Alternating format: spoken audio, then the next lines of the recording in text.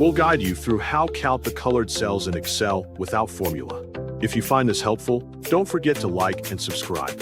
People search for this tutorial because counting colored cells manually in Excel can become confusing and time-consuming, especially in large spreadsheets.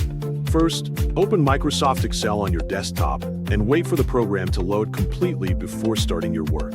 Next, press Ctrl and O on your keyboard to open your existing project file quickly without browsing through folders manually.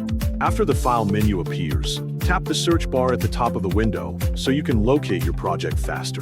Type your file name carefully into the search bar and check the spelling to make sure the correct file appears in the results. Then, open your file and allow Excel a moment to display all the information inside the worksheet properly. Once the file is open, make sure your project already contains several tables with colored cells because these colors will be sorted and counted later in the process. Then, move to the next empty column and create a section that will be used for writing down the counting results for each color. After that, put all the colors from the cells into this new section so every color category is clearly listed and easy to follow. Once everything is prepared, go to the top of the table that contains the colored cells and locate the filter option near the column controls.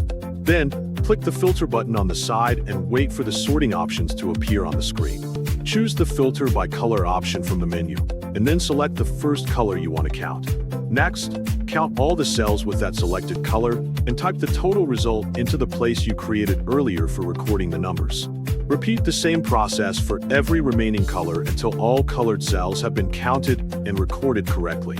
Finally, press Ctrl and S on your keyboard to save the updated project file before closing Excel. Before finishing, review the numbers you entered in the counting section and compare them with the filtered results to avoid mistakes or missing data.